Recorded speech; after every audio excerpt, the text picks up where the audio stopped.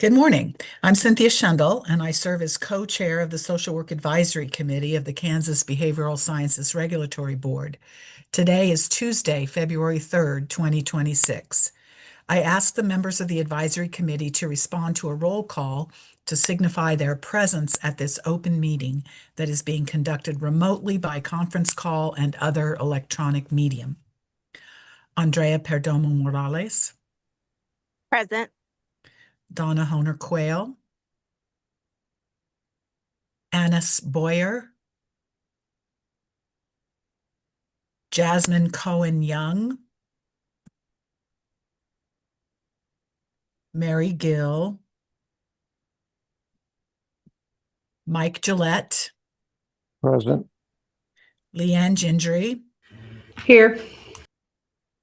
Yolando Johnson, Present.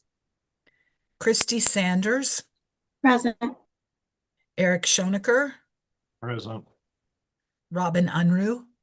And I just saw Robin logging in through the waiting room, so she should be here shortly. Okay, great. Callie Worth. Present. Thank you. I note the following staff from the BSRB are also present: David Fye Here.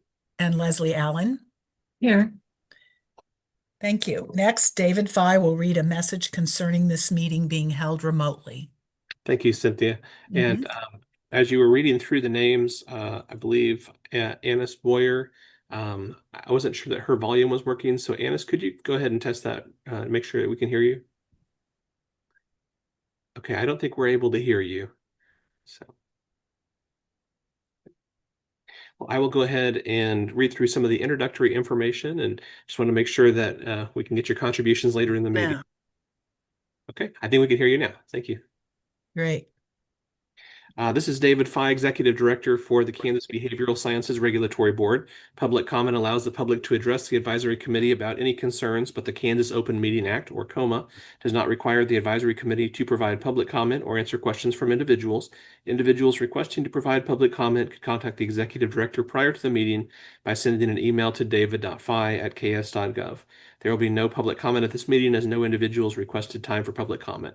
Because we are conducting this public meeting remotely by conference call and other teleconference ability, I state for the record the following information.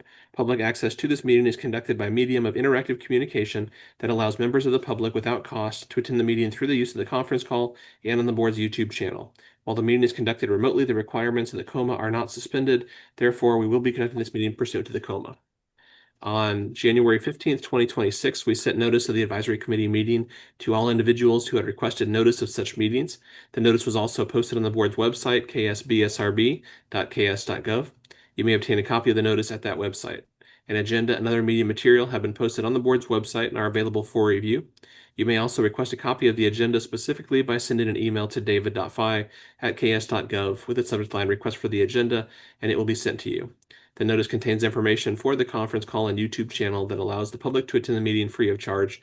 The notice also states that if we have any technical issues during the meeting, you may call the board office at 785-296-3240 or send an email to bsrb@ks.gov. A recording of this meeting will be available on the BSRB YouTube channel following the conclusion of the meeting by using the link to the meeting on the agenda. And we did check the conference call line before we got started. There's no one currently on the line, but if I hear someone enter the line and introduce themselves, I will let you know. Okay, thank you, David. First order of Hey, business this is Robin. I was sorry? able to log in. This is Robin. Oh, great. Hi, Robin. Welcome. All right, just letting you know. Okay, glad you could make it. Any possible modifications to the agenda? And Cynthia, I am aware Leslie Allen actually will need to leave the meeting early today. So if it's okay with you, after we do maybe the approval of the minutes, if we could go to the review of the regulations as one of our Sure. first items, that would allow her to be able to be present and help us with that process. So Right, I know she's got recommendations for us. So, okay, that modification can happen. Any others? If not, we'll move forward to approval of the minutes from December 9th. If you've all had a chance to look those over, I would entertain a motion to accept the minutes as presented unless someone has a modification. Okay, this is Lee. Motion for the minutes to be accepted as presented. Thank you. Do I have a second? I'll second it. This is Annis. Wonderful. Thank you, Annis. All in favor? Aye. Aye. Any opposed? Same sign. Hearing none, the minutes are approved. And so now we will jump to the under new business, the review of regulations. And I believe David sent out the regs that we will be considering today in the email for this meeting. So, Leslie?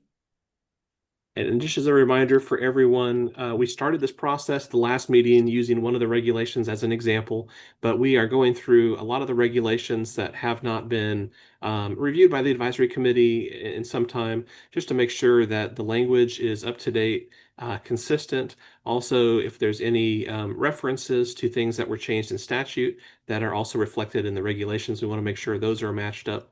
And then if there were any processes that may have changed over the years, we want to make sure that we're good stewards of the regulations to make sure that we're updating those. And if there was any ambiguity as well, we're trying to do some cleanup as well as that goes. So last time what we did is we presented a regulation to you. I would share my screen and show you the language so we can all look at it together. I've asked Leslie as assistant director and licensing manager to go through and think of potential edits to the regulations in advance. So she may have some recommendations on some of the regulations. Others, she may have no recommendations, but we can go through looking at what she has highlighted as a proposed change, and then you can ask questions. If you see other items that you think may need change, we can make those recommendations as well. And then ultimately, we will ask the advisory committee if there's consensus to move these items forward to the full BSRB board as a recommended change to the regulation. And if there's consensus, we can go ahead and move that item forward, and then the board can consider that recommendation at the next meeting. So that's sort of the process. And even though there are several regulations on the agenda, this process does go pretty fast. And if we do come to one of these regulations where there are no recommended changes, that's okay. It's also helpful for us to be able to say, as of this date, the advisory committee did review this regulation. So we are being good custodians of the regulations. And if there's no changes, if everything still looks good, that's perfectly fine. But we can know that as of this date, we reviewed it last. So Leslie, are you able to go ahead and share your screen here? We can go ahead and pull up the regulations and start to walk through those together. And David, I would just add to your explanation that all of the 7 professions are going through this process that of reviewing the regulations, and that, do I recall correctly, this was a state requirement that at certain intervals that we have to review the regs. Yes. So there was a bill that passed about 3 or 4 years ago that put all state agencies on a rotation. And so certain agencies come up every year, but every 5 years we are asked to put together a report that basically goes through all of our regulations for all the professions and says, is this regulation necessary for the implementation of state law? And if it is, is it necessary for the implementation of state law? And if it is, then we can kind of move it forward. If it's not, the question is, are these regulations going to be helpful? And if the regulations are helpful still, then we can go ahead and answer some additional questions on them. But I think in our preparations for that task, which we will be asked to do in July, so we're working through all of those until July. And so each of the advisory committees has been asked to review all the regulations too, so that we can make sure that by the time that we get to that report that we'll be turning in, our regulations are looking in really good shape. So, Right. Thank you. but the first item for our review today is KAR 102-2-2B, and that is the application for licensure based on reciprocity. And so I'll turn it over to Leslie, and she can identify if there were any possible changes that she would recommend for this regulation. And can you see the regulation? Yes, we can. Okay, my screen just says Zoom, so I can't tell if it's working properly. This application, this regulation was written solely for clinical reciprocity, for clinical license. I am planning on merging masters and bachelors into this, and it will follow the same format. Basically, it's, the first change is, I'm striking statute and replacing it with 656322 as the statute number has changed. And that, the applicant has to request the, reciprocity application from the board. The next change goes down to B, again, changing the statute number and striking 5 continuous years to 12 months of licensure. Change that. At the practice as a social worker at the clinical level that immediately precede the date when they apply, and that we need a history for that 12-month period. Either verification, the standards are the same for the master's level in your statute, because in the past, the clinical license had 15 hours of clinical coursework and things like that, that most states did not require. The statute says they have to meet the requirements at the master's level and then additionally show documentation for the clinical Training. to show that they're clinically astute. Again, page 3, the statute numbers being changed, and it's changed to masters and LMSW because we're looking at those requirements, which is a master's degree in social work, basically, and the examination. And then striking most of A and adding that they have to show proof that the applicant holds a license, registration, or certification with a similar scope of practice to a Kansas LMSW. And then in addition, in C, in addition to complying with that, they have to provide 2 of the following 3 forms of documentation.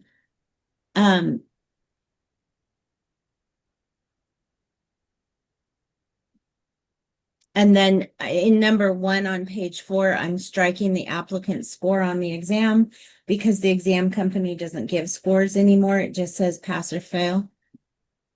Didn't know that.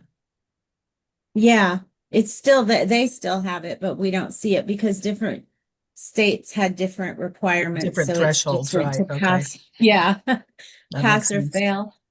And then in number 3, adding language, an attestation that the applicant has demonstrated competence in diagnosis or treatment of mental disorders and that is signed by a professional licensed to practice as an MD or a psychologist, a licensed clinical social worker, or another professional licensed to diagnose and treat mental disorders in independent practice. And I heard Cynthia, you said, what? So- That is similar language to all the other professions in our statutes. We allow MDs as people to provide direction and to sign forms. But so then a clinical practitioner from any other mental health profession, it sounds like, could also Yeah, attest Yes. to this person's competence. right. And social work didn't used to have this allowance, and the other professions did, so it was added into your statute, and that's why we're adding this additional language.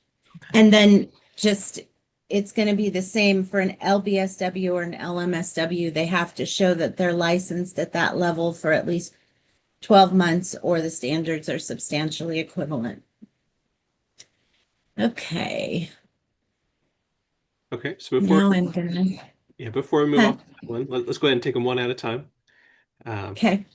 So Leslie has identified some of these proposed changes and kind of explained why, some of the references were being updated to new statute numbers, or some of the language was being made consistent with the statutory changes, or, there was some other changes based on other statutory changes like the reciprocity, length of time, and things like that. So do any advisory committee members have questions on those proposed changes? Do any advisory committee members have any other requested changes or proposed changes? No, I think the overall impact is make reciprocal licensure easier, which was our goal in changing some of those regs. Mhm. This is Mike. Mhm. The copy you sent to us didn't have the proposed changes. It just had the existing law. And so when I was trying to follow both back and forth, I would just assume that anytime it referred to the KSA 656309, that it's been changed to the appropriate number.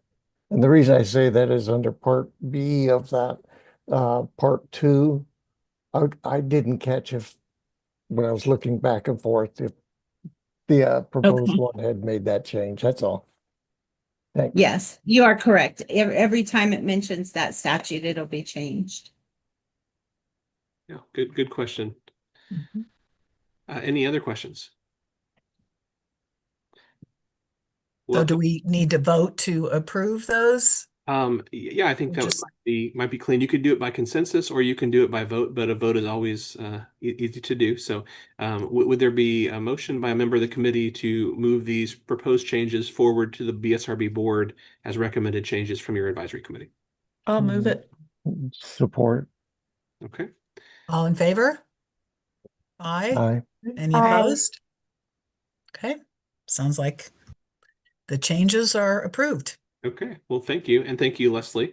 We'll go to the second regulation. So Leslie, if you want to go ahead and share your screen, I think that should be KAR 102-2-2C. That is I'm applicant. actually not doing 2C. That's the other reciprocity reg that I'm blending into that. So you we're said- gonna do huh? You said you were going to merge those two together in between now and Yes. they go in front of the board, but basically the changes you described should be consistent as they would, relate to LBSWs and LMSWs. So, Correct. okay. So the next regulation is 102-2-9 examinations.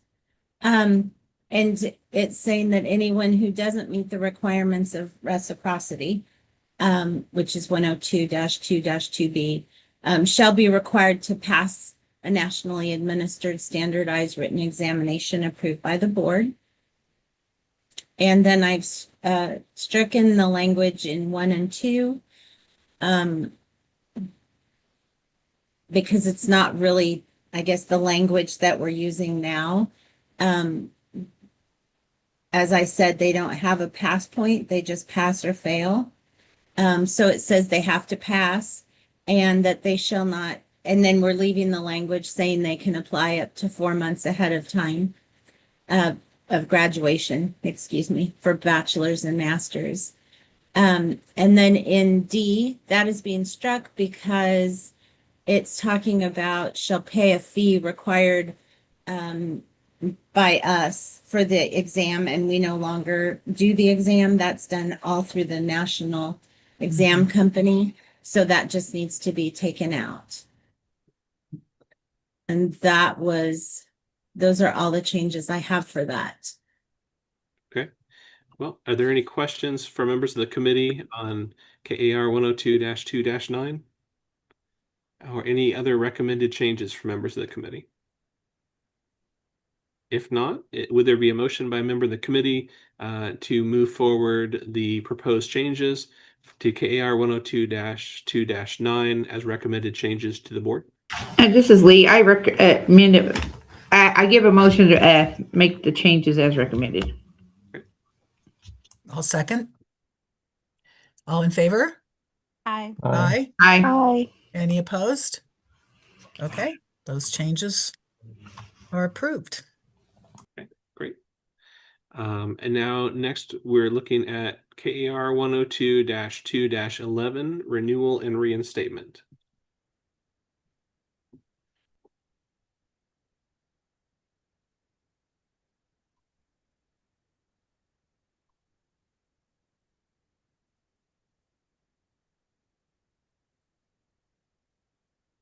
And Leslie, you are currently muted right now. So. Sorry. There are no changes in this regulation until we get down to little e. And I'm just adding language in there that says if the license has been expired for a year or less, then they have to pay the, I'm sorry. In E, I got ahead of myself. In E, it's changing to say if they don't if they don't submit their renewal before the date the license expires, because it used to say in a timely manner, and that's not very clear. Yeah, we need to. Mhm. Yeah. So, and then in number 2, that is where I added language, and if the license has been expired for 1 year or less, they have to pay the penalty fee. Because if they've been expired for over a year, that penalty fee is no longer applicable. And then again, in subsection F, I struck in a timely manner and added before the date the license expires. And that was all I had in there, that one. Okay. So if the license is expired less than a year, they pay a penalty and a renewal fee? Yes, But if it's expired for more than a year, they only pay the renewal fee? that's correct. That was a statute change, trying to encourage workforce, I think. Yeah, it was meant to encourage people to come back to the profession more easily. So if Oh, someone so that they wouldn't pay the penalty. Right. So as opposed to, because people were looking at, how can we increase workforce? And part of it was saying people would like to come back, but it's difficult because you are paying, twice the renewal fee to come back, and then you are getting all of the continuing education hours from a prior period. So to address the continuing education issue, we created the 6-month temporary reinstatement license, so you can start working while you're finishing those hours. And once you finish the hours, you can get your license permanently reinstated. And to address the cost concern, if someone's been out of the profession for at least a year, the ability to come back is decreased. There was talk about should the cost just be decreased in general, but Yeah, because it discourages the people from who were let their license lapse. Yeah, I I mean, think the concern was we didn't want people to be complacent with their expiration date of their license, so that they would just allow that to expire, or that they would miss the date and then reinstate the license. So we wanted people to make sure that they were renewing their license on time. So that's why the penalty was kept in place for the immediate time period right after the license would expire. But for any individuals who had maybe stepped away because they wanted to start a family or they wanted to do a different career and they were wanting to come back now, it was kind of a motivator to get them back into the workforce. okay, makes sense. But a lot of these changes in the regulation, it sounds like, are linking up to changes in statute. So it really is reflecting sort of the other things that have changed ahead of times. Any other questions by members of the advisory committee on that? Are there any other proposed changes? And if not, then would there be a motion by a member of the committee to forward the proposed changes to KAR 102-2-11 to the board for consideration? This is Lee. I motion that we forward the changes to the board for consideration. I'll second it. Great. All in favor? Aye. Aye. Any Aye. opposed? Aye. Same sign. Okay, that one moves forward as well. And the next regulation for review is KAR 102-2-11A, and that is the renewal audit. And I'll turn it over to Leslie. Okay, the renewal audit, there's 2 changes we're making. The first one is in C, number 2.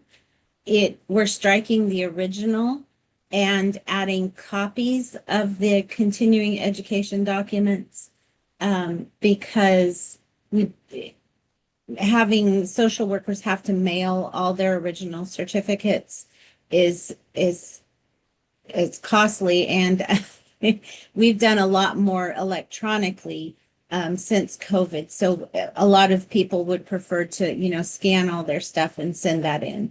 So we're removing the words originals and putting in copies and adding in number 3, language that allows them to have all of their information in a system approved by the board like CE Broker, so that we can just go on there and review the audit materials rather than the licensee having to send them in themselves. Back up on the copies, is it clear that those copies can be electronic? It's on the forms that we send out for audit now. It doesn't need to That be in they the can- reg? It doesn't need to be, that doesn't need to be stated in the reg? No, I don't think so. Okay. And those were the only 2 changes for that reg. Okay, good question on that. Any other questions by members of the advisory committee? Any other proposed changes to the regulation? Then is there a motion by the members of the committee to forward these proposed changes to the board as recommended changes from the advisory committee? This is Lee. I recommend. Okay, this is Lee. I propose that we send changes to the board for consideration. I second. All in favor? Aye. Aye. Any opposed? Sounds like that one moves forward also. Great. Well, the next regulation, we have 3 more, is KAR 102-2-13. This would be for licensees consulting with physicians when determining symptoms of mental impairments or mental disorders. I'll turn it over to Leslie. And I do not have any changes for this regulation. This would be more of I would leave that up to the professionals if they have any concerns. And just for reference, this regulation, as far as coordinating care with medical doctors or individuals with treating physical impairments, it links directly to a statute on this point.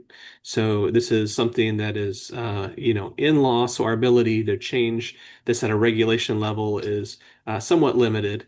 But we did want to bring it before you because this regulation has not had any edits in several years. And so we wanted to give you the opportunity to ask questions or see if you had any other recommended changes about it.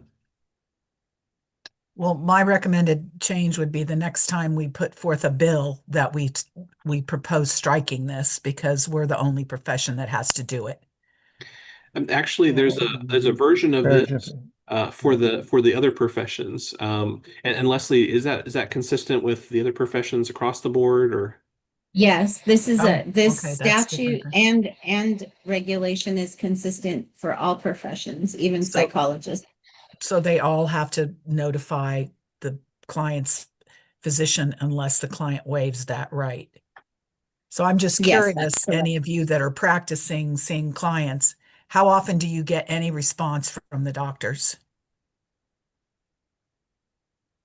I never got, I could count on one hand probably the number of times I had a doctor respond. Do any of you get any Not really. feedback from doctors when I you just- send the form? Do you, This is Mike? Mike, No. my wife is a marriage family therapist and she's required to do this and she does receive responses from physicians. And it's also becomes a source of referrals to their agency when a Mhm. doctor sees they're cooperating. So I think there's a lot of good benefit to this type of thing, both for communication, record. The part that I don't quite get is that there's no like notification requirement, like a return receipt or, evidence that you actually did this, or because you don't get a response. I don't get responses Right. from doctors as you express, but Right, all we can do is mail it. I suppose if does anybody send those notices electronically? Because then you would have maybe a record. I guess there could be some, I don't know. I think it's generally not done electronically unless it's a fax. So many medical doctors still use fax machines, but Yeah. then it's a I HIPAA used to use a issue. fax, And yeah. that becomes a little more difficult in my opinion, but Mhm.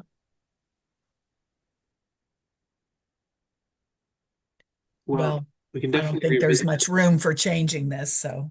Yeah, and this could be an item perhaps the full board could address too, since there is a version of this for the other professions, because there have been some similar questions and concerns by the other professions as well in their advisory committees. But But for the purpose of adjusting this regulation, any proposed changes by other members of the advisory committee?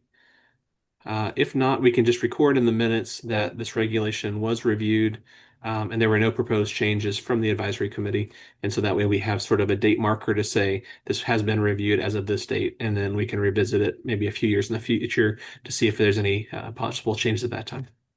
Yeah, so moved. This is Mike. If Leslie, I'm sorry, Cynthia, if she's open for that, Yes. so moved. Do I have a second? This I'll is second. Lee, I second it. Robin, okay. All in favor, aye, say aye. Aye. Aye. Any Aye. opposed? Hearing none, that motion passes.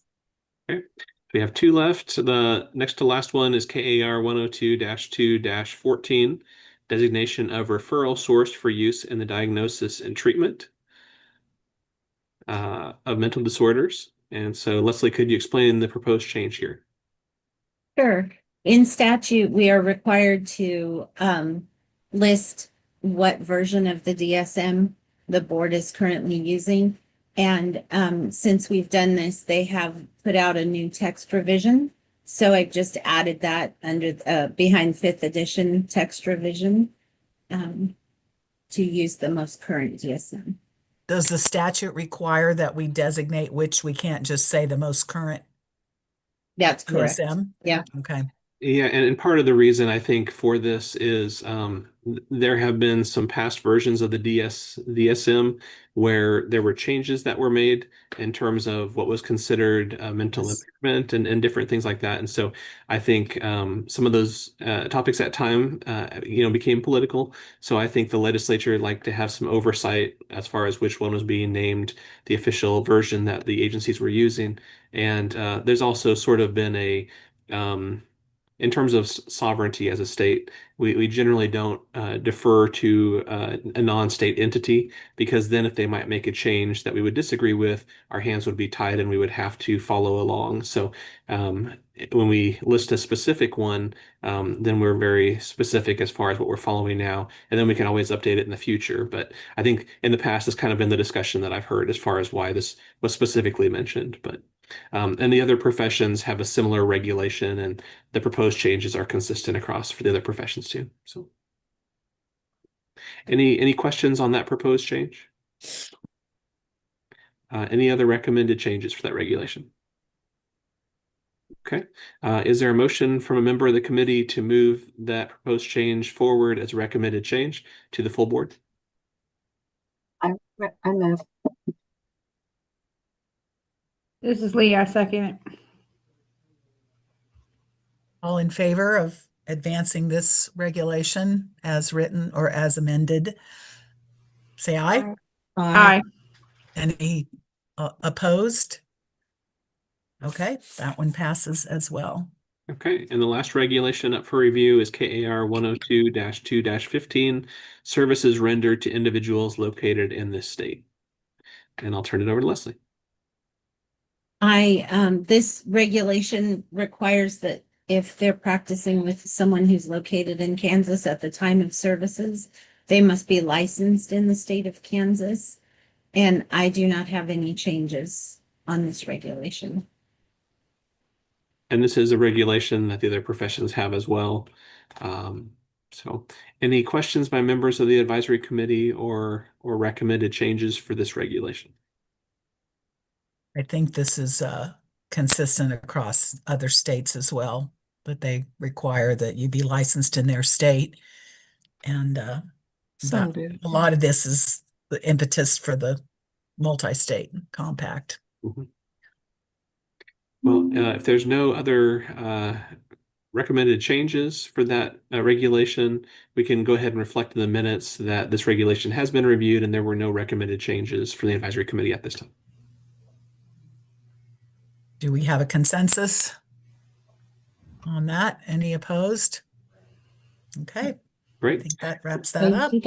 Thank you for your work with that. I know it's a tedious process, but this is going to be very helpful. And I think we're being proactive as an advisory committee and in support of the board. And I hope that they will appreciate our work on these things as we prepare for the upcoming report. So thank you. Thank you. Thanks, Leslie. Okay, jumping back to our agenda, our next item would be the executive director's report. All right. David? Well, thank you, Cynthia. I'll go ahead and provide just a few operations updates and then, Mike, I I saw had you. a point of question. We haven't approved the minutes, I think, from previous meeting. Oh, did we not do that before we jump to this? Okay, my bad. I Um, don't know. the minutes from our December meeting on December 9th. If you've all had a chance to review those, they were attached to the email that David sent. Do I have a motion to, or are there any changes? And if not, do I have a motion to approve the minutes as written? This is Lee. I motion to approve the minutes as written. Second. All in favor of approving the minutes as written for December 9th, say aye. Aye. Any opposed?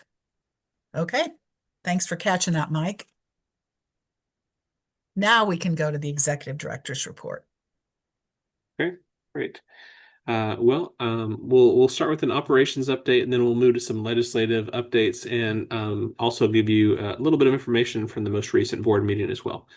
One item that I think is really interesting and really excited about, actually. Every full board meeting, we provide the board with updated information on the total number of licenses regulated by the board. And since about July of 2015, that number has really increased by wide margins. Back in 2015, in July of 2015, there were about 12,100 licenses regulated by the BSRB. And over the last 10 years, that number has increased. I think if we ran the numbers today, we would probably have crossed 17,000. So really happy with that increase. We've seen a lot of good changes in terms of the professions growing and a lot of new practitioners out in the field, and also a shift towards independent and clinical practice. And so really excited about that. I think we will verify the numbers and then maybe even put out sort of announcement about the 17,000 licenses, because really excited to see that number. Mhm. Moving to some legislative updates, I do try to track legislation this time of year, especially as it relates to the professions regulated by the BSRB. So I'll make you aware of a couple different items. One, so every year the BSRB does come before the legislature. We provide a revised budget estimate in about September or October. The deadline in statute is October 1st, but we provided around September 15th. It's a revised budget estimate for the current fiscal year and then one other budget year. As a biennial agency, a small fee-funded agency, we have 2 budget years every other year. So there's some quirks to that. But this year we were asked to provide a revised estimate for fiscal year 26, which we're currently in, and then also a revised estimate for 27. Both of these years had already been approved by last year's legislature, so we were really just making adjustments to the approved amounts. And I'm happy to report that after reviewing different costs for the year, we were able to submit a revised budget estimate that was for the same amounts that were approved for last year. There was one technical adjustment when the legislature approved a salary increase for state employees last year. They added the money for fiscal year 26, but not for 27.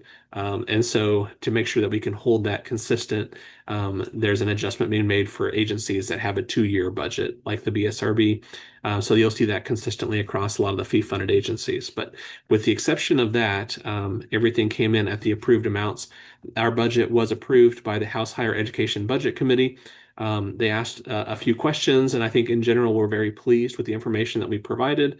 And that was moved to the House Appropriations Committee. The Budget Committee chair reported out to the full House Appropriations Committee, and there were no additional changes. And so unless there are changes that would affect all agencies, I think for the House side, we're just waiting to have the rest of the budgets be finished in terms of the review process. And then ultimately what they will do is put all the budgets together in a budget bill and then run that across the House floor. On the Senate side, what they have said publicly is that they don't plan to hold separate budget hearings for small budgets that are just coming in at the approved amounts. So as of right now, there does not appear to be a plan for the BSRB to have a budget hearing on the Senate side. So if that remains the case, then perhaps our budget process might be concluded, but we will continue to monitor if there are items that would affect all agencies or if there's requests for information. So happy to be good partners with the budget committees and the appropriations committees on those things. In terms of the other part, the legislative process, the BSRB has a role in. There are committees that meet for about the first 90 days. The sessions usually last about 90 days. And when those committees meet, they can either hold informational briefings or they can accept bills. And sometimes there's bill hearings. In the fall, the board was considering offering a bill before the legislature. There was a few items the board was thinking about considering moving forward on, but ultimately the board decided not to introduce legislation this year. What we had been hearing was that the pace of the legislative session was going to be moving very quickly, and indeed we have seen that to be the case. And so we are going to continue to work on things behind the scenes and get things ready. And if we need to introduce legislation in the future, we can revisit that topic. But at least for this year, we're not planning to introduce a bill from the board. However, there are a couple bills that are relevant to the professions regulated by the board. There is a bill, House Bill 2506, that was scheduled for a hearing yesterday in the House Health and Human Services Committee. Ultimately, that hearing was canceled. We are trying to work with the advocates for that bill to come up with a good solution. That bill addresses the addiction counseling profession. And as it's drafted, House Bill 2506 would create a new level of license for addiction counselors called an apprentice addiction counseling license. But in our review of the bill, there were some elements that are really important from a public protection standpoint that appear to be missing. Things like educational qualifications, training requirements, and then the scope of practice has some unusual language. And so without knowing what the individuals have been prepared to do, it's hard for us to be able to assess if those individuals would be competent to provide those levels of services. And then there were some small language issues. One of the issues from a public protection standpoint, too, is for anyone seeking a license, we want to verify that person merits the public trust. And so that is really important to have in the bill as well. From just a direct conversation that we had with the board and in a special board meeting last week, it appeared to me that some of the language in the bill may have been lifted from another state that has a different system when it comes to addiction counseling. Mm. And so I think perhaps some of those concepts they are very interested in exploring, but when you take the existing addiction counselor licensure system in Kansas and you take language from another state that may be using a different system, it doesn't always mesh cleanly. So we were not briefed on the language in the bill before it was introduced, but we have met repeatedly with the advocates since it was introduced. And thankfully, the chair of the committee is allowing us some additional time to continue to work with the advocates. We would like to be helpful in terms of workforce challenges and helping more people get into the workforce. And I think the interest in the advocates is to have people come in at a low level and provide services. The question is, what is the appropriate level of public protection and training and education for people in those areas? And so we are going to continue to meet with them, and then there might be a different bill, or that bill might come back and have a hearing this session, but that is where we are currently at. So if you were curious about that hearing, it got canceled yesterday, and be checking the calendar for similar bills in the future. So David, I think just to recap that what they were proposing was similar to what we already have in terms of student addiction counseling license, except that what we already have does require some training. They have to have 60 hours of coursework before they can get the student. And they have to follow the regs and work under supervision. Right. And that was something that was part of the bill that we were also questioning. 3 years ago, the board was able to put into law the creation of a student temporary licensed addiction counselor license, and that is supposed to be a bridge license for people that are on track to get a bachelor's degree so they could have a permanent LAC license. And so that student temporary license that was developed is for people that have 60 hours with an emphasis in addiction counseling or a related field. And then they have an agreement with the school and the employer so that they are continuing to make progress in their coursework. So it's basically meant to allow the person to start working to earn some money, but also allow the employer sort of some security in terms of helping people get into the door a little earlier. And so it's really been successful. We have over 50 people that currently have that level of license. And so one of our questions was, yes, is this something that will be helpful, or does this just create an alternative, Duplicative, right? or is it duplicative? And so Mhm. those questions we're still working through with the advocates. And so I'm optimistic that we can come to resolution. I think we can hopefully work something out that will be helpful to them. But it's unfortunate. I wish they would have come to us in advance, because I think some of these things we would have happily worked with them on, and we will continue to work with them on. But we're kind of running very fast given the pace of the legislative session Mhm. to do this right now in the heat of the moment. So, but continue to track that, and I'll provide updates at your next meeting as well. It's troubling to me when an outside entity proposes a new licensure, a new license category without apparently any knowledge of what already exists or what the elements of a enforceable uh, you know statute is, and one that you can actually create regulations for, that isn't vague and that and actually defines the parameters of the license. So hopefully this will maybe be maybe it can stay alive if it's not passed this year and have further revision, or be dropped if they realize that they can accomplish whatever they're trying to accomplish with the existing licensure. Because it does seem like it's just going to add, more um, headaches of trying to implement that Yeah. alongside the existing licensure we already have for addictions. Yeah, and I think, not all states have licensed addiction counselors. Some of them have registered or certified, and so the systems are different. But it was an intention by the Kansas, legislature 15 years ago to establish licensure for the profession of addiction counseling and to have certain things in place for public protection purposes. And so this does not cleanly fit conceptually within those parameters. We did have a group that met with us about a year ago that was interested in an apprentice type program. But from what I recall about that meeting, it didn't sound like they were familiar with our student temporary addiction counseling license. And so when we shared information about that, it seemed like they were receptive to that. And we haven't really heard much about the apprentice program since that point. I know that there are some individuals who may be interested in having individuals at a very low level provide certain services. But that's sort of also something that maybe can be explored separately, because there are other programs out there that are also working on that topic too. I think, under the Board of Nursing, there is something called a mental health technician. And so there are definitely well-intentioned purposes in terms of looking at workforce and trying to figure out a new role to get people into the workforce. That the question is, some of these things are complex. And so we want to make sure that we bring people together and work through these complexities. And if we can come to a good resolution, we really want to do that. So we are going to continue to work on that, and I'll provide updates for you. Some other bills I think would be helpful for you to be tracking.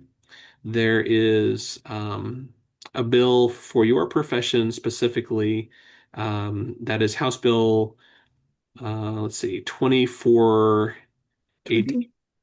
Yeah, 2480.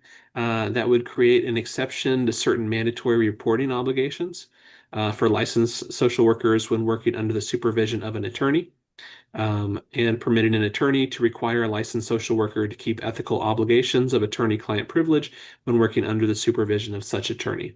And that bill is similar to a bill that was introduced last session. I believe that bill was heard by a committee, voted out of the committee favorably, and then it didn't move any further, and I think it died on a legislative calendar. So a similar version of the bill has been reintroduced. The board did not take a position on that bill last year, but I believe NASW Kansas was supportive of that bill. If you're not familiar with that bill, the best way that I can kind of explain it, there exists a current conflict of law. So social workers are mandatory reporters in law. And so if they learn certain information, as you're aware, you're required to report certain information as a mandatory reporter. However, if you learn things within the context of attorney-client privilege, you're supposed to keep that information confidential. And so if you are a social worker employed by an attorney, you are basically being pulled in two different directions because the mandatory reporter statute says if you learn this information, you must report it. The attorney-client privilege would say this information is confidential. You really shouldn't be disclosing it. So what can you do? Well, this bill is providing a defense or an option for social workers. And so it would allow them to essentially exert this, if it becomes law, it would allow them to be able to not report things as a mandatory reporter if they are employed and they learn about it in that context of a confidential attorney-client relationship. Similarly, it would allow the attorneys who are overseeing the social worker under the employment to be able to exert that attorney-client privilege over the social workers as well. So two pieces of that bill. It is currently scheduled for a hearing tomorrow in the House Judiciary Committee. That's a committee that meets at 3:30. So if you are at the Capitol, it'll be in room 582 North. But also the legislature has a really nice YouTube channel. We actually modeled our YouTube channel after the legislature's channel. So they broadcast their hearings live. They also have them available for archives. So you can go back and listen to that hearing if you are curious to do so. But that is tomorrow, February 4th at 3:30 in the House Judiciary Committee, 582 North. So. Can I ask, do any of you know a social worker that works under the supervision of an attorney? Or do you know of such positions? Yeah, I'm a little confused about that whole category because I get that if you're working under an attorney and maybe the attorney has a client who has committed some kind of an offense against vulnerable population, that if you're there to do a mitigation report or whatever role the attorney would have you in, then that client is your client. But I have a hard time believing that would really suspend or should really suspend our obligation to report. This is Mike, and that's my concern is the ethical responsibility we have isn't just the state, but we also, if we're a member of the NASW or some other professional organizations, we have ethical responsibility for protected, whether it's a senior citizen or a child or and this is also, to me, conflicts with kind of the I think it's called the KC, the court systems way of doing case management. All of those kinds of persons that work for like St. Francis or one of those, it's like those workers are outside of the oversight of the regulatory element of the social workers, other than if a social worker is the one that signs off on a caseworker's notes that go before the judge. And the notes that go before the judge are the only thing that the judge is able to make a determination of fact on. That's my understanding. David would understand that far better than I in terms of that whole attorney thing. I have felt that the case managers and those that work under the court system, that they really need to have some kind of connection back to a regulatory part of the behavioral health system rather than just through the court system. It really separates things. But anyway, that's my sense. Well, if they're licensed as a social worker, then they are subject to But our they're not. regulations. They're not licensed by the social worker. They come through the KCHWC, and I'm Mhm. not sure what that stands for, but it's the court system. And then the agency, like St. Francis, is the one who determines what the qualifications and things are of Mhm. those persons. So it's not designated as a social work Right. that you have to be a trained social worker to do those Right. jobs. That that just raises a whole nother issue I'd Mhm. like to raise someday, but Mhm. not now. I'll Yeah, let David have his okay. report. Well, that's certainly something worth us taking up at some point. I'll make a note of it for a future discussion. Yeah, I recently had a conversation with someone who holds a professional counseling license, and they were planning to go back to school and maybe become an attorney as well. And they were saying, I plan to help out in the law clinic, and I'm a little concerned about the mandatory reporting obligations of my license. And I had to say, well, I can't provide legal advice to you, but I was thinking about this bill specifically because this bill is limited to social workers, but the concept that is at issue in this bill is not exclusive to social workers. So while that may not affect a large group of individuals, I could see if this does become law, I could potentially see this being expanded maybe for other professions in the future. But as of right now, it is focused on social worker. So just a That couple. Go ahead. that's one more thing. That bill that you just were talking about also includes a phrase that says requiring training for all mandatory reporters, which would include all of us. So I don't know if that might get amended or during the whole process, but I mean, I think we're all pretty thoroughly trained about mandated reporting already, but this bill, if it's as written, would add that requirement that, and I don't know who would administer that. That would remain to be seen. Well, there's a bill that's going to have a hearing today on Tuesday, February 3rd at 1:30 in the House Education Committee, and that is House Bill 2428.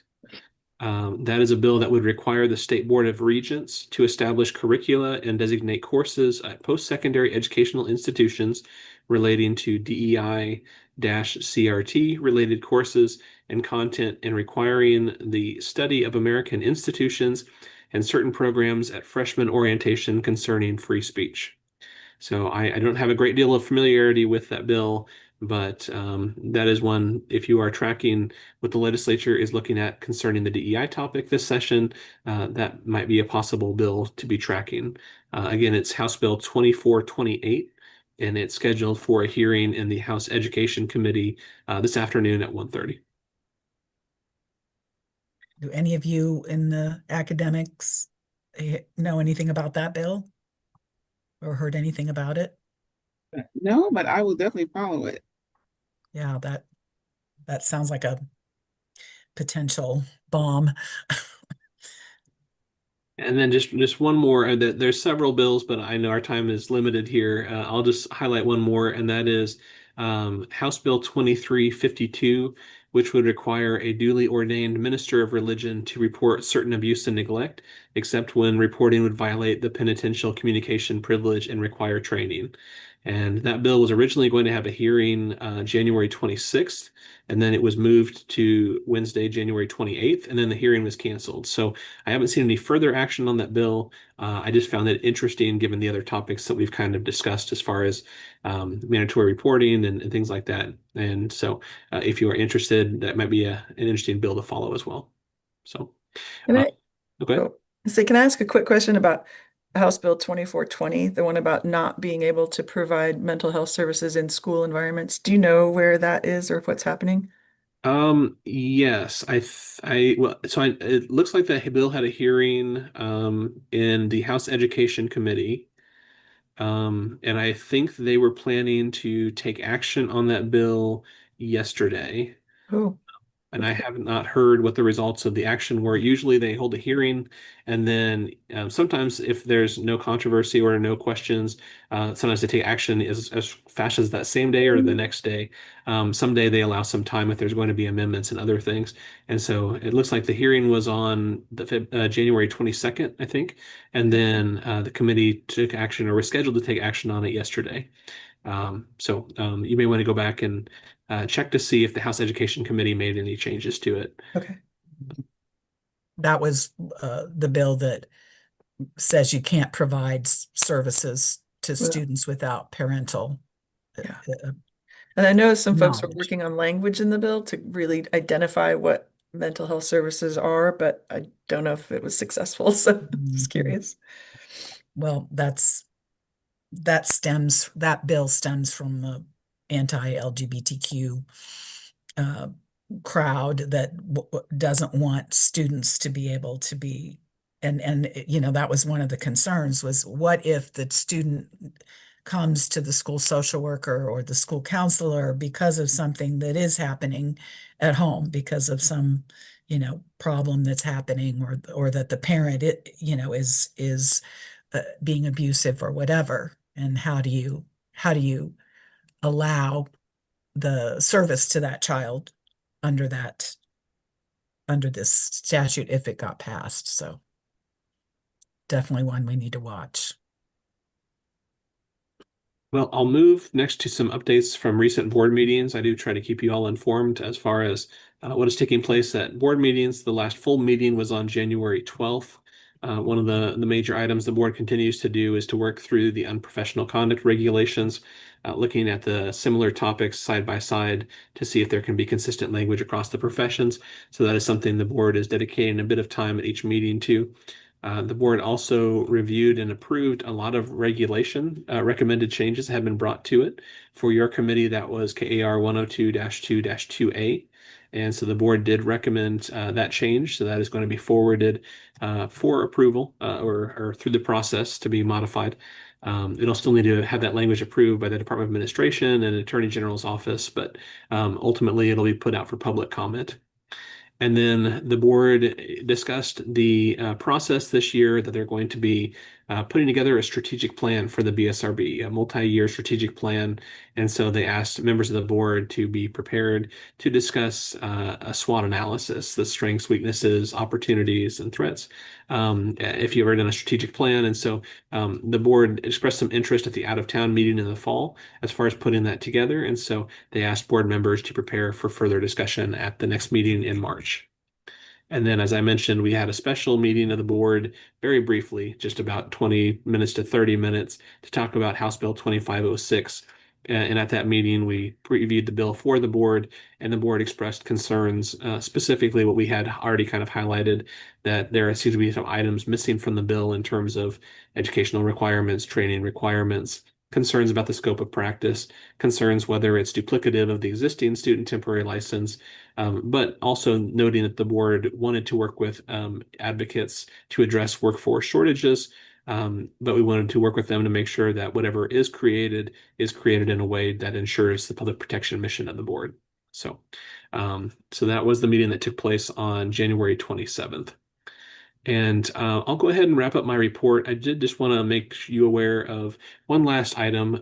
Advisory committee member Mary Gill has had some health issues, and so she informed me that she will need to step away from her service on the advisory committee. So I want to thank her for her service on the advisory committee. Generally, in a situation where there's an opening on the advisory committee, you might look at different applicants to kind of fill that role for the remainder of the term.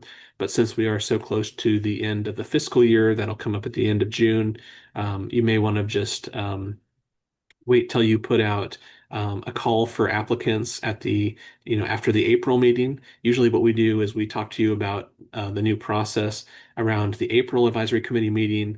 And then if you approve, we go ahead and send requests for submissions. And then you review those applicants at the June meeting, make recommendations, so then they can be appointed at the July board meeting. So if that sounds like a good plan, we can go ahead and do that unless you would like to do something different. That makes sense to me. Okay, but we do want to thank Mary, and so if any of you know her personally, feel free to reach out and send some support her way. But with that, I'll end my report and see if there's any questions, anything that I discussed.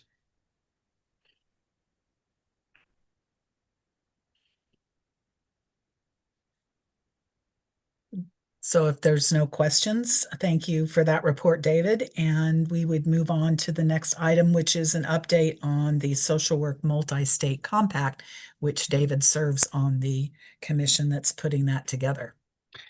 Yes, so we are getting closer to working through some of the different aspects for that compact. This compact, as far as the creation of the social work compact, is moving more quickly than previous compacts before it. We've been learning on how to do some of the processes, and so some of the things that you may not see that don't have a lot of visibility are things like selecting a vendor for the data system and then negotiating the contract and determining how the compact is going to be funded and different things like that.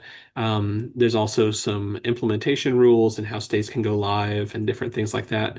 So I serve as a commissioner. I serve on the Rules Committee and the Finance Committee.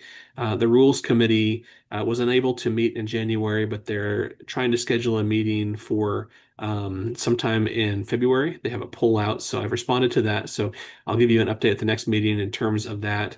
In terms of the Finance Committee meeting for the compact, the way that the social work compact is set up is that once it goes live, individuals will be able to get a multi-state license from their home state. So you will need to have a in-state license as sort of the base. And then on top of that, optionally, you can get a multi-state license that would allow you not just to practice in Kansas, but would allow you to practice in all other compact states. And so there's no real mechanism in there for the compact commission to be funded or the data system or things like that. So there's sort of a question of how does the Compact Commission want to generate revenue for their ongoing operations once the compact goes live? As of this point, a lot of the funding for all of this setup has been funded by the Association of Social Work Boards, ASWB. They put forth some of their own money in terms of making sure things are getting in place. They've also applied for a HRSA grant, and that HRSA grant has gone towards funding a lot of the primary setup for the social work compact. And so it's a limited grant. It only runs for a few years, but that has been helpful in terms of some of the cost. But ultimately, the compacts usually are self-sufficient on an ongoing basis. And so we started having conversations at the last Finance Committee meeting as far as how should this compact be funded?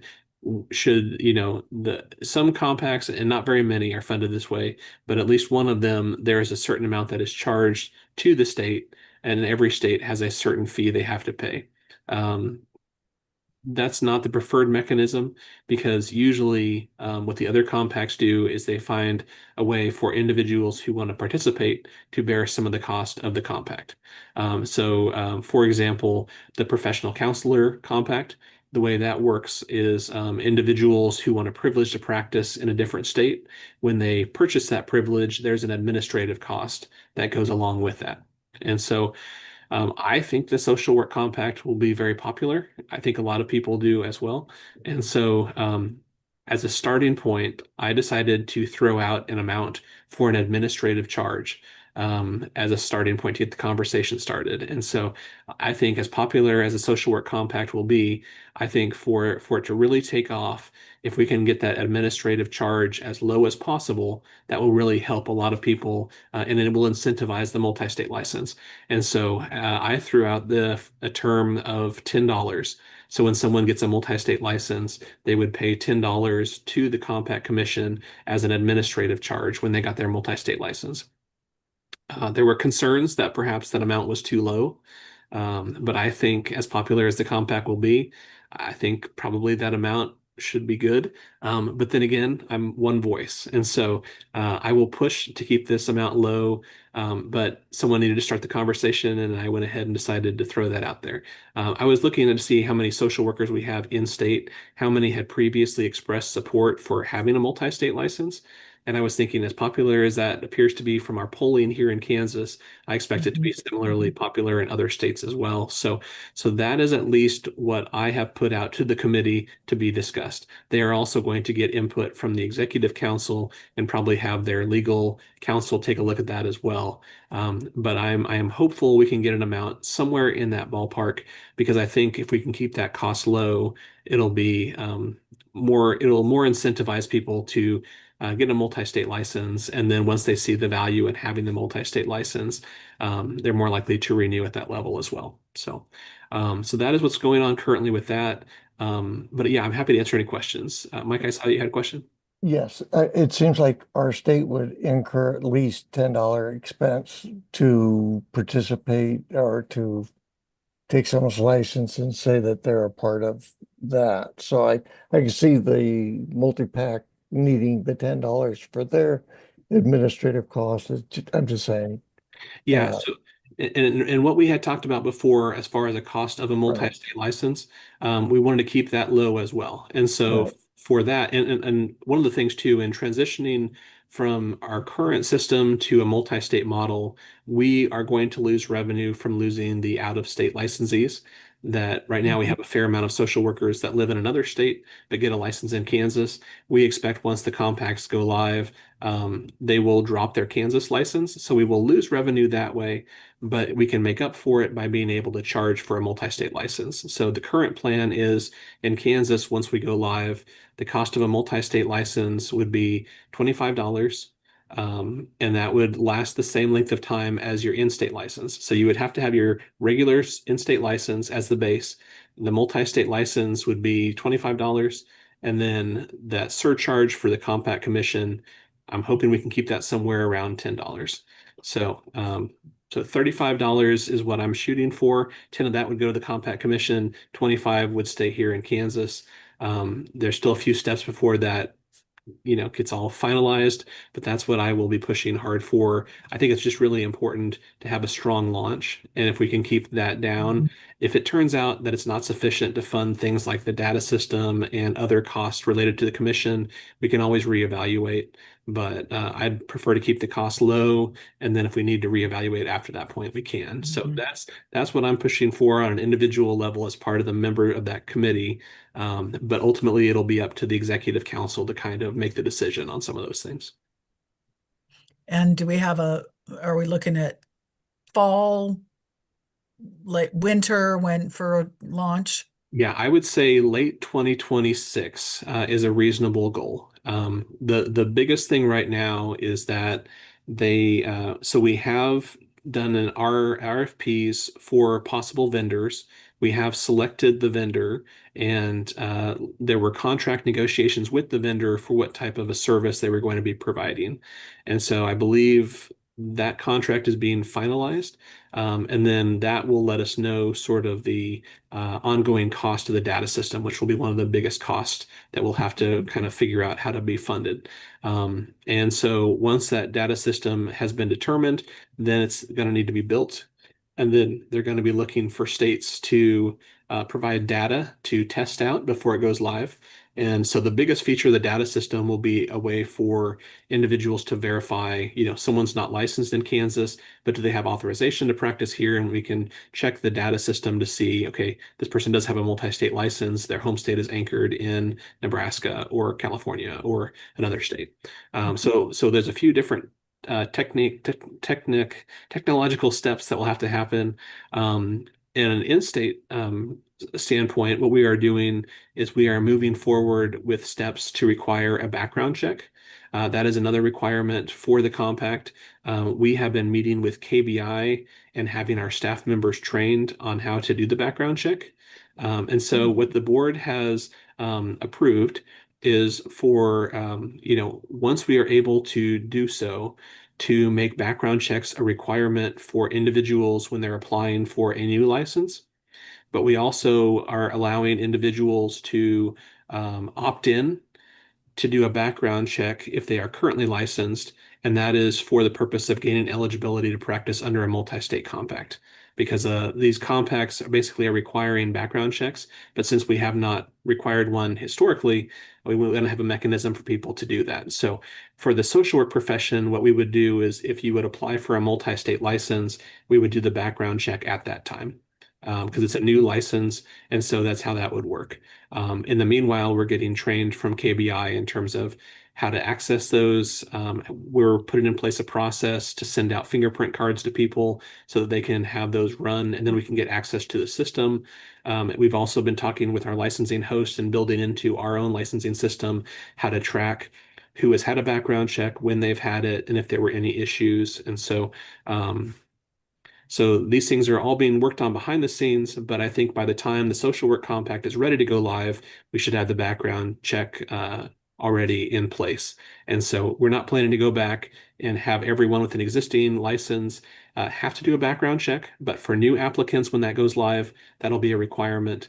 And then for individuals who want to opt in for the purpose of multi-state compact eligibility, we'll have that as well.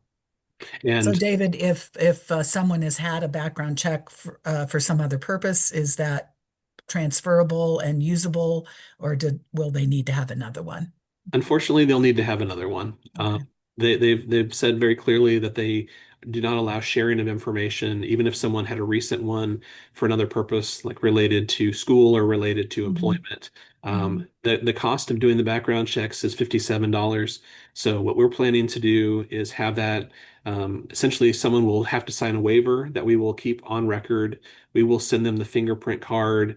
They will go ahead and get the background check done. KBI will invoice us for the cost of the background check. So we will essentially keep that money as a pass-through just to KBI. So we won't receive any operating revenue for the background checks. We will just collect that money to be sent to KBI when they run the background checks and make that information accessible. So this will be an additional cost for people wanting to get the multi-state on top Correct. of the 35.57 for the background check. Yeah, it'll be And then new licensees, will they be billed separately for the background check? yes. So new licensees, they will have to get, and what we're doing right now is we're saying it's a one-time background check. So if for one of your licenses, we have a record that you've had a background check and it's come back clean, that's fine. And we're exploring something called wrap back with KBI, which is essentially a way to verify if someone has had a background check, we can continue to monitor their record. So if there's something that is later added, we will be notified of that. And we're planning right now to just absorb the cost of that internally. So really the cost that the licensees will have to pay is that one-time fee for the background check. But then as far as any ongoing cost, we're just going to absorb that within our existing resources. I was going to ask the point then, if someone has a violation, they have an ethical responsibility to report to the board currently if you have a license. But I like the idea of having an automated system. That notifies People us. aren't always necessarily upfront, and so it just helps them. But Mhm. Yeah, and we want to make sure that we're protecting the public, and I think the background Right. checks are a positive step in that direction. But we don't want to be overly burdensome and say you're going to need a background check for this license and then a background check when you get a different license. And so once you've had a background check, our plan is once you've had that and we have you in the wrap back system, then we will be able to kind of move you forward without you having to fulfill that on future licenses. Should you progress in terms of other licenses or that kind of thing. So it should be a one-time cost if you're getting a new license type. And for people that aren't interested in the compact, if they just want to maintain their current in-state license, they would only need to do a background check if they wanted to voluntarily opt in to do the background check to become eligible in the future. So I'm dual licensed with the addiction counseling, and that's been a concern I've had, is that people get DUIs or something like that, and do they ethically inform the state as they're supposed to or not? And if there's a system that helps, then it helps. And that goes back to the whole other license that has been proposed about uh, kind of non-licensed addiction counselor. I'm not sure what all that was, but The apprentice. if they do a KBI, they're probably going to have something on their record that says that they had some violation somewhere and said, are they going to have to say, well, this is acceptable if they've met A, B, and C, or that just adds a whole lot of confusion to that whole other license thing in my book. But anyway. Mhm. Can I ask a quick question about timing or rollout? Like, will all states be rolling this out at the same time, or is there going to be a stair step kind of thing, like with the professional counselors, where it's kind of one state at a time, or what would that look like? Yeah, I think the majority of states will probably go live around the same time. Okay. Counseling has had an issue in terms of states going live because so as a comparison, there's been 3 mental health compacts so far, and SIPAC was the first for psychologists. There was a requirement under SIPAC that states would have to have a background check requirement in place, but they knew that a lot of states that were joining the SIPAC compact did not have a background check requirement in place. So what they did is they passed a rule that said we will give states 10 years to make the background checks a requirement of licensure. In the meanwhile, your licensees are eligible to practice under the compact. So a lot of states were eligible to just get into the compact. People could start practicing, and then the states had some time to make arrangements to start requiring the background checks. Professional counseling, when their compact came along, they sort of broke with the precedent. And instead of having a similar rule, they said states are not able to go live unless they have put in place a requirement for background checks, and people can't practice unless they've had a background check. And so for the states that didn't have one, having to modify that just to gain Takes eligibility time, yeah. has created a lot of issues. And that's why when they went live, only 2 states were able to go live, and that was Arizona and Minnesota. And then after several months, a third state, Ohio, has recently gone live. Here in Kansas, we are actively working with KBI to get the background check process all ironed out. We are hoping that maybe sometime by mid-March, we will be looking at a go live standpoint. That's still sort of a soft date, but that is what we're looking at here. But I think, a lot of this could have been alleviated if that compact could have followed the SIPAC model and said, we do think background checks are important, but for the purpose of getting this compact off the ground, we will give states some leniency to put this in place, but we will let people start practicing before that. Instead, they took a very hardline approach, in my opinion, and broke with precedent and said, we're not going to do that. And I think that's why there's been very few states that have been successful at going live. So I will have this conversation with the social work compact because I'm on the rules committee for that compact as well. So I will propose something similar to what SIPAC did. We will see what the will of the body is, but at least for our state, that shouldn't be an issue either way, because by the time the social work compact is ready to go live, we should have the background check process already in place. But I am empathetic to the states that have struggled with the counseling one, because I do think states that don't have a background check requirement may have some difficulty going live with social work if there is a hard line approach. Well, and similarly, there for social work, there are a couple of states, 2, or is it 3, David, that actually did away with the exam as a requirement for licensure, and that is a requirement to get the multi-state. So they'll have similar. They can't join the multi-state compact unless they revise that, right? Is that the current? So I believe the states can be members, but the individuals can't practice under the compact. So if there's a state that allows individuals to optionally take and pass the exam, that may be a way for an individual to qualify for it. But I think in general, those states are going to face a lot of challenges. So is that something the rules committee for the compact will decide that, or does the individual state have to decide that someone can voluntarily take the exam and qualify then for the multi-state? That'll be for the state to decide. Because the compact, the language does say that they will allow states to become members if they don't require the examination. But for people to practice under the compact, they will have needed to pass the standardized examination.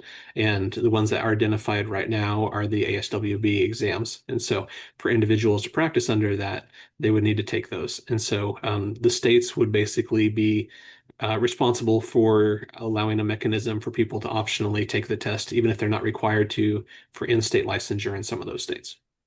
Okay.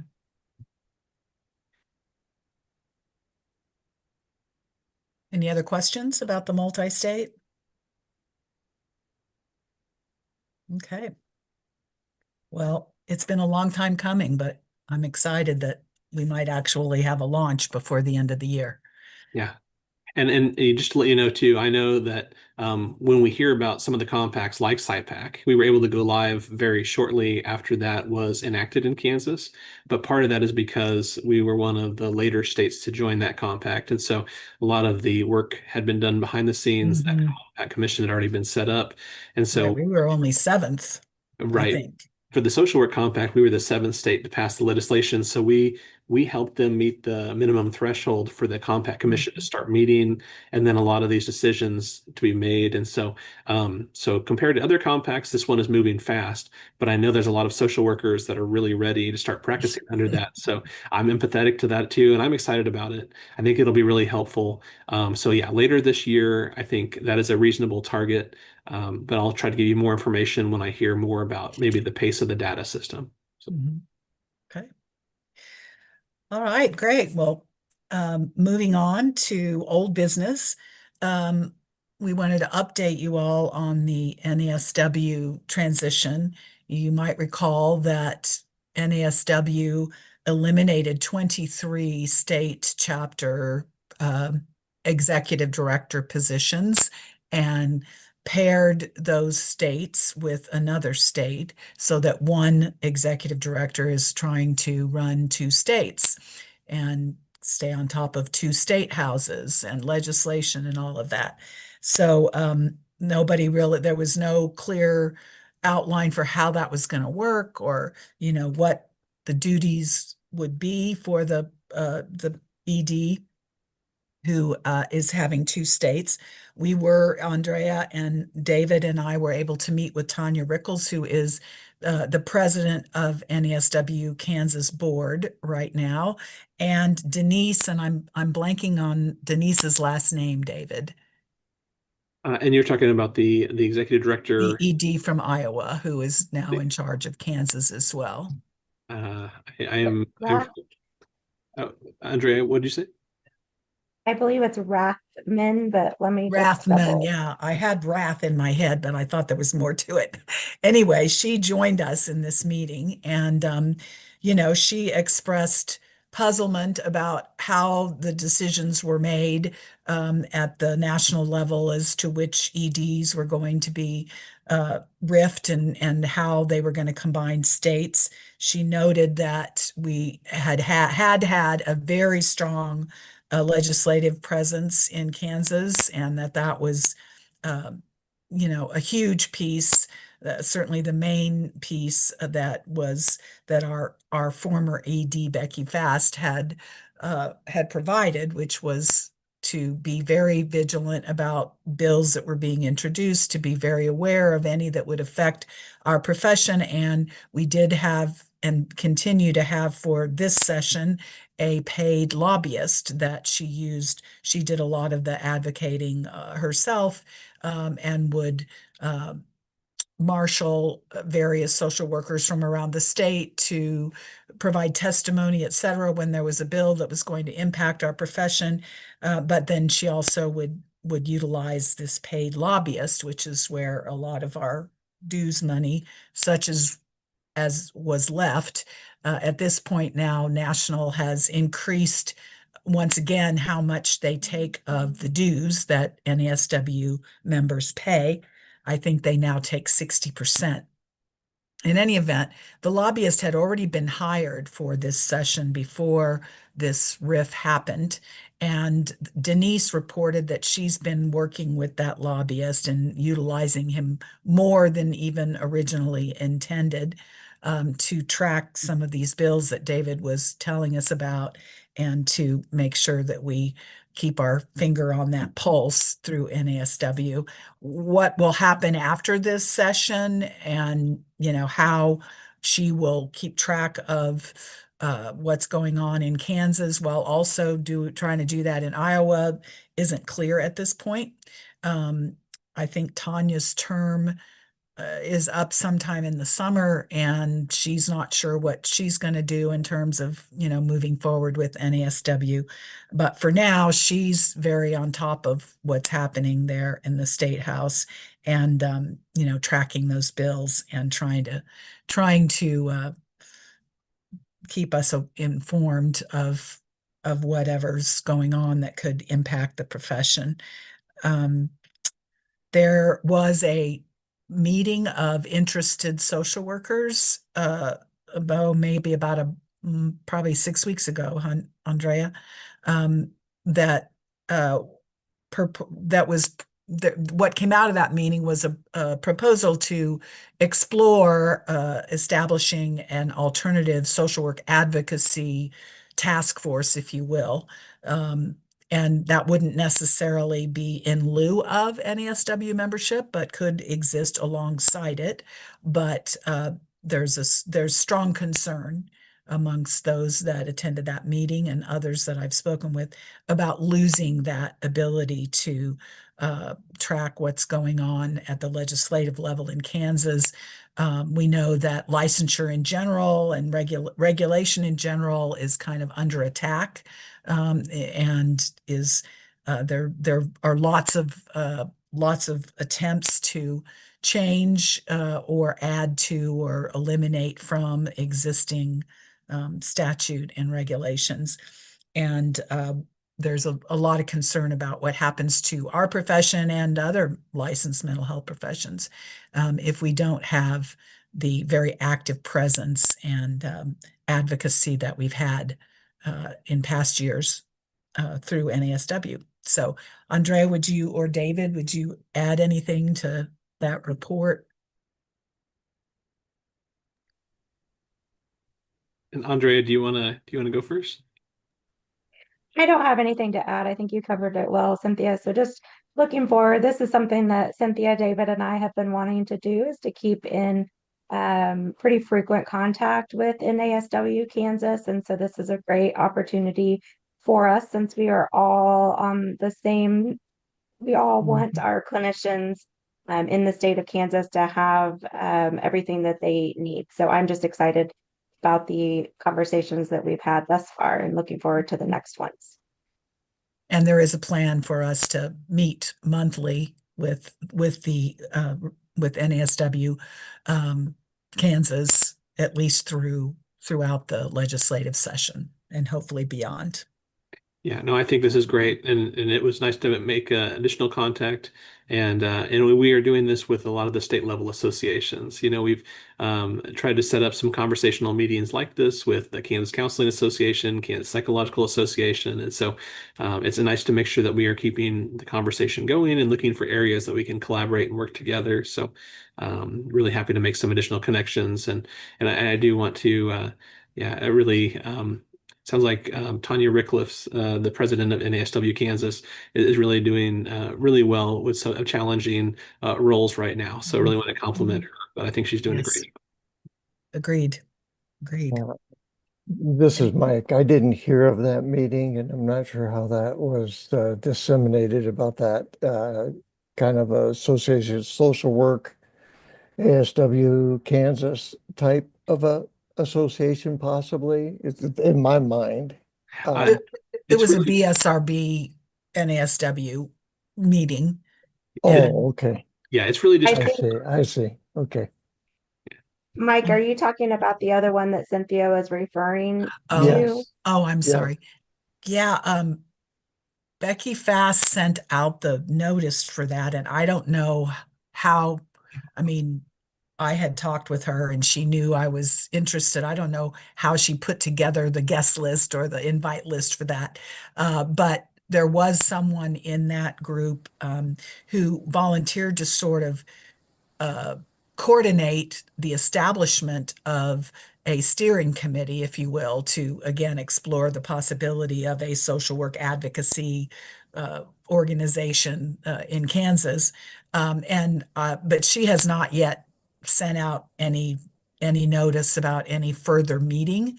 But I can certainly let her know that if you are interested in being included in that, and any of the rest of you, if you would like to be included, I can certainly ask her to include all of us on any future meeting Right.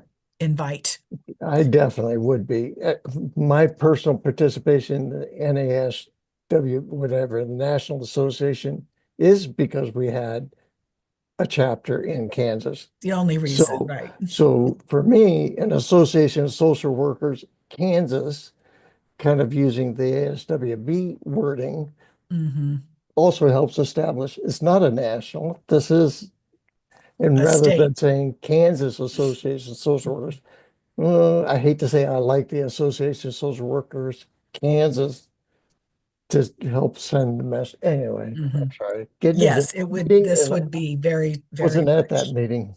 state specific. So we will keep you informed, and I'll make sure that she puts the Social Work Advisory Committee members on the invite list for any future meetings. Okay. Any other questions, comments about that update? Okay, we're continuing now our review and discussion of the survey of licensees. And David sent you I believe now it's 277 pages. Is that right, David? Very detailed summary of the answers to the survey questions. And today we're going to talk about three of them. The first one would be the use of artificial intelligence in practice. And I don't know if you can share those pages, David, page 29 and pages 157 through 175. Yes, thank you, Cynthia. And yes, individuals who responded to the survey were very generous with their feedback. And so the report is fairly lengthy, and we are working on adding just a couple more items before we have these finished as final versions of the survey report.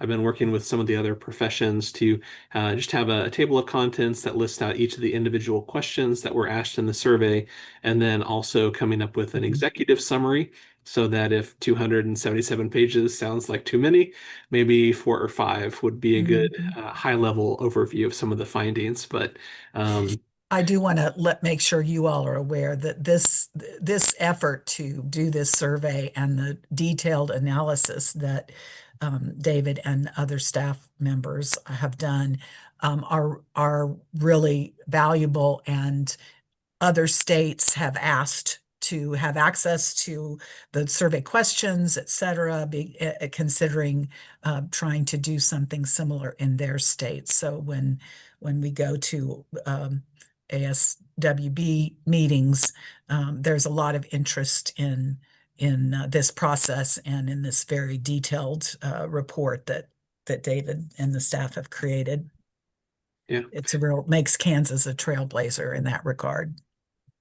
No, I agree. Very proud of the work of the staff. I really want to thank a couple of them in particular. Emma and Tyla really helped out quite a bit with the analysis, and really I want to thank a lot of the social workers too. I think we had 2,000 respondents out of all the social workers, and for a voluntary survey, we were really happy with that level of that response rate. And so Now that's 25% of our social work licensees. I think that's really high for any survey. yeah. Well, I'll share my screen here. We will focus on, we'll see how many of these we can get done with the available time, but we'll focus first on the question that begins on page 29 and focuses on practitioner use of artificial intelligence. And we'll walk through some of the summary information, but then also that we've highlighted the pages there for the open field responses that we attached as appendices to the back of the report. So the question on the use of artificial intelligence is on page 29, the appendices 157 to 175. And I'll share my screen here. Okay, you should be able to see my screen here, and I'll make it a little bit bigger for you. So this is question 12 on page 29, and the question we asked for all 3 levels of license was, do you currently use artificial intelligence in your practice? And if you do, in what areas do you use AI? Well, looking first to the responses by the LBSWs, 142 LBSWs answered the question. The vast majority, 120 of the 142, said they do not currently use AI in practice. However, for the individuals who did report they are using it, the most commonly reported use was for note writing. 7 respondents indicated that. Additionally, some other uses for individuals that were using AI was for summarization purposes, wording or grammar, developing lessons and/or trainings, policy, proofreading, or research purposes. And then for LMSWs who responded to this survey question, 755 LMSWs answered this question. Again, the overwhelming majority, 571 individuals, indicated they do not currently use AI in practice. And then after providing that answer, some of the licensees provided more context, some positive, some negative. Some of the positive comments included licensees who said, I don't use AI currently, but they are interested in using it and or learning more about AI use. 5 individuals indicated they will begin using AI in their practice soon. Concerning the negative comments, 10 licensees expressed they are opposed to using AI. 3 had ethical concerns about AI use, and then 2 expressed their distrust with AI. 2 also had concerns about the use of AI with note-taking, and 2 individuals wanted more guidance on the ethical use of AI before they'd be comfortable using it for practice. And then some of the following areas of AI use were reported by respondents. Progress notes or note-taking, that was the overwhelming most popular comment. 48 respondents mentioned that. AI use in terms of documentation, maybe email, brainstorming or generating ideas, developing IEPs and or treatment goals, letter composition, lesson plan purposes, asking or generating questions, and research purposes. Some of the other responses that individuals used AI for these purposes would be exploring resources, summarizing word choice, report writing, social story creation, treatment plan purposes, writing purposes, generating activities, planning purposes, and training purposes. And the AI platforms used that were specifically mentioned included Elios, 12 individuals mentioned that, ChatGPT, 6 people, and Grammarly, 2 responses. And then for the LSCSWs, 841 LSCSWs answered the question. The majority of individuals said they don't use AI currently in their practice. That was 563 of the respondents, while others stated that they are considering implementing AI in their practice. 102 noted they are currently using AI. The most frequently reported use of AI in practice, that was from 69 people, was for note-taking.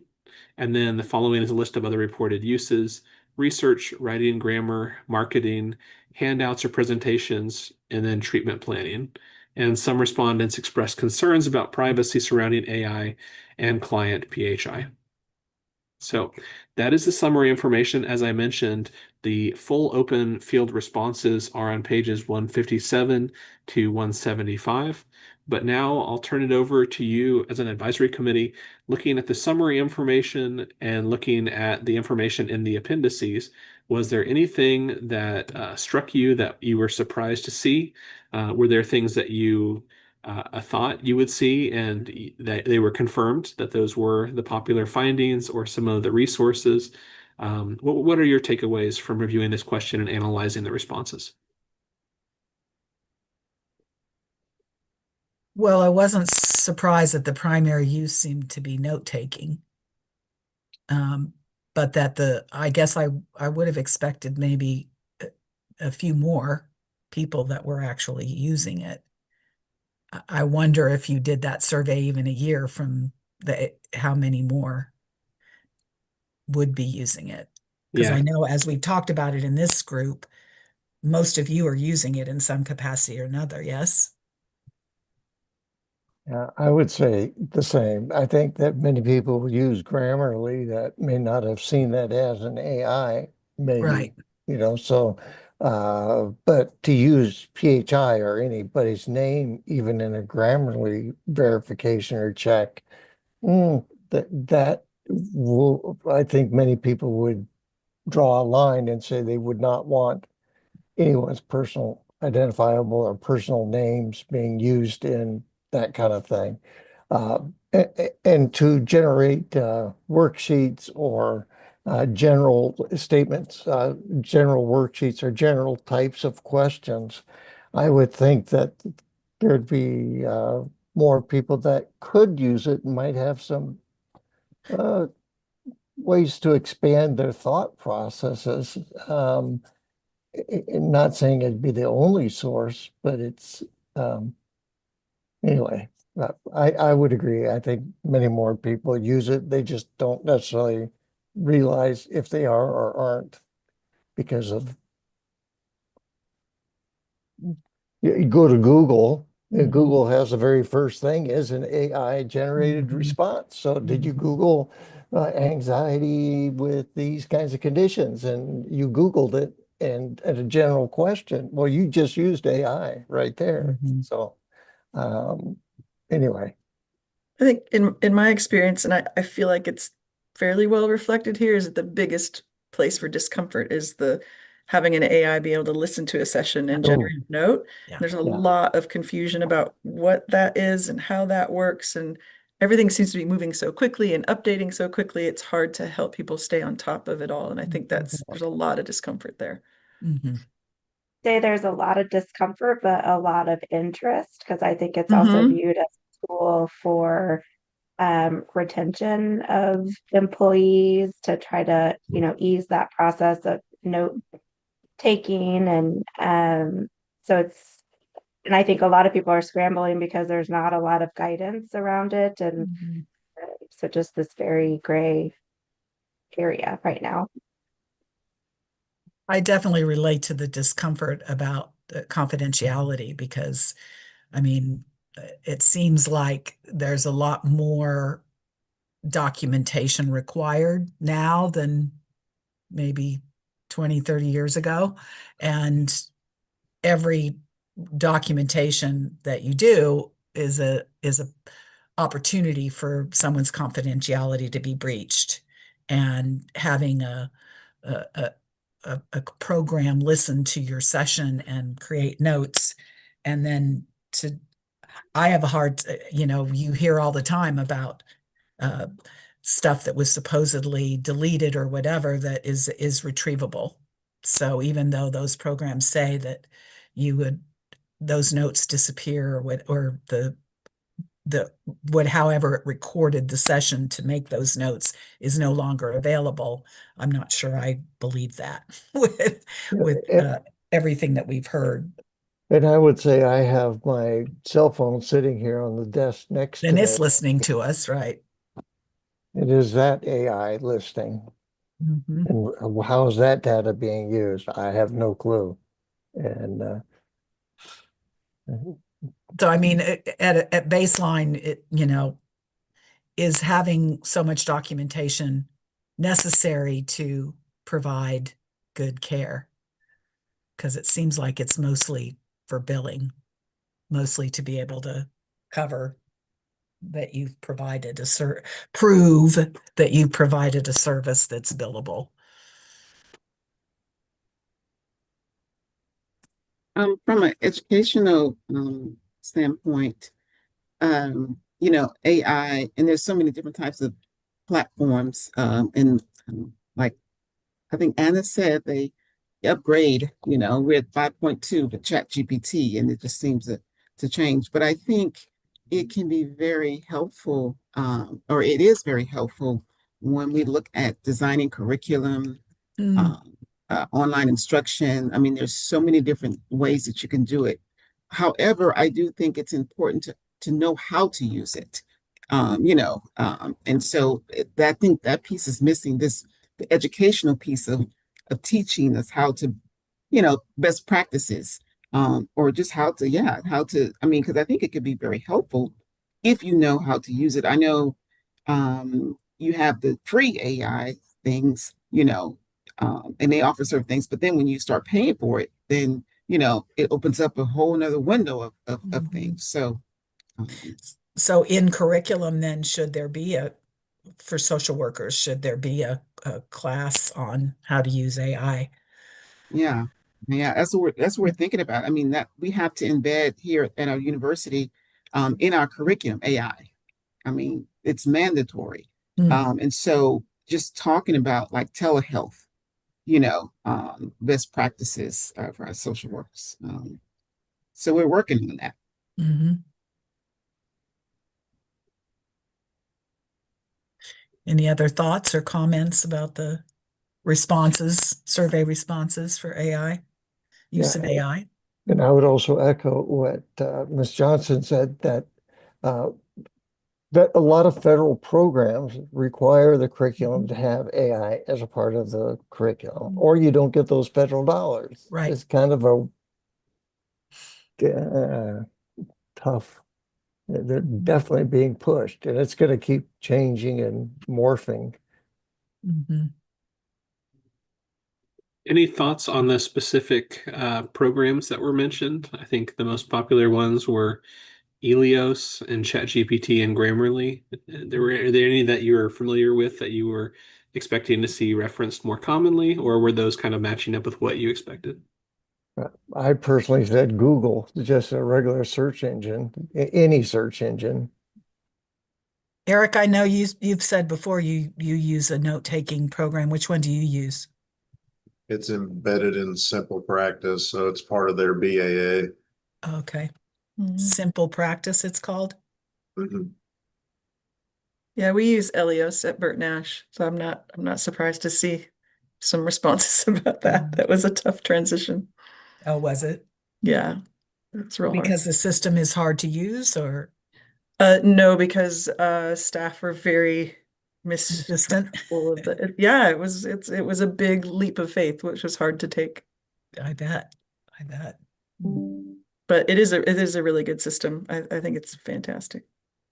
Say I'm familiar with Elios and Chat GTP, and both systems are, like Anna said, very good systems. Well, we're getting close to time. I think we have about 5 minutes left. So what I'll just say is that I think it was really important for us to go through this survey question before you came to overall conclusions on regulation of artificial intelligence. We've had that as a topic on the agenda for a few meetings, and each of the advisory committees is being asked to talk about that. So be thinking about the responses on that survey question, and then perhaps the next meeting we can have a larger conversation on any recommendations on regulation of artificial intelligence. But we've given you some past reports, some information on laws that have passed in other states. You've now heard feedback from licensees on that topic too. So just take all these different sources and maybe be prepared to talk about that more at the next meeting. And I know we have two other questions on the agenda, but to make sure that those really have enough time for everybody to reflect and go through that, maybe we can do those at the next meeting. And David, it would be helpful if we had some indication of regulations on AI for mental health professions from other states. Okay. Would you be able to pull together some of that for us? I will look to see. I know states are having a conversation. I'm sure some of them are behind us in terms of where they're at, but there might be a couple of states. I know Utah has been kind of very proactive in this area. So I'm curious if Utah might have something, but I'll ask around and see if I can find something. Okay, that would be great. Okay, yes, so we'll table the other to our next meeting or the other survey questions that we were going to review to our next meeting. Anyone have any other thoughts, comments, anything you would like for us to take up at our next meeting? Okay. Well, thank you for your time today. And we'll go ahead and if I have a motion to adjourn, we'll go ahead and give ourselves 3 minutes Okay, extra this is today. Lee. This is Lee. I give a motion to adjourn. And do I hear a Second. second? Okay, all in favor? Aye. I don't think there's any opposed. So have a great rest of your day. Stay warm. We'll see you in a couple of months. Thanks, everyone. Bye. Hey, everyone.